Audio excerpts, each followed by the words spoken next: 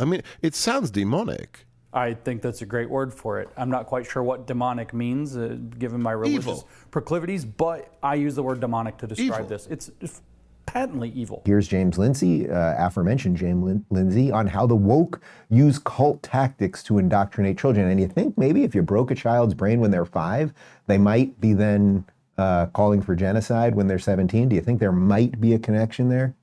In the book, we document a queer educator named Kevin Kumashiro, who wrote a paper in 2002 called Against Repetition. It means against repetition of the existing normal society. So we need a new not normal society.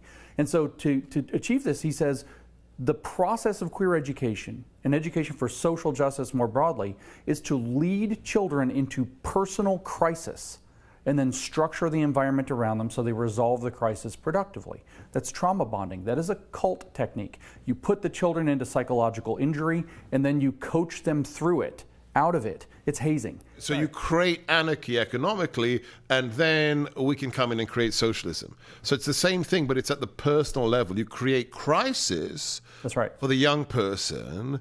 They're shattered, and then you come in and say, let me answer your questions. You think you're a boy, you're actually a girl. I mean, it sounds demonic. I think that's a great word for it. I'm not quite sure what demonic means, given my religious proclivities, but I use the word demonic to describe this. It's patently evil. It's completely a destructive cult that's based on sex that overwhelmingly targets children, but that, by the way, has very little to do with gay people. In fact, it uses gay people. It hides behind them like human shields. He's just the best, James. Let's get James back on.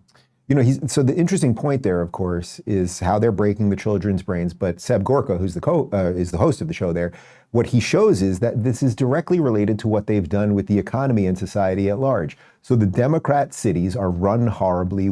They allow for crime, they allow for drug use, they allow for squatters' rights, and they allow sanctuary cities and all of these things. And then the city breaks down, and then they point to that as the evidence that none of it works.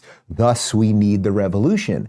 And then as Seb points out, that's what they're now doing on the personal level with the children. They break their brains so that they think that they're girls. They don't know up is down. They think that up is down and left is right and all of those things. They think that they live on stolen land and that their history is evil and their ancestors were conquerors and that their skin color makes them guilty. And then after, I don't know, say 10, 15 years of hearing that, they end up wearing a mask at a protest and burning down American flags and calling for death to America. These things are directly connected.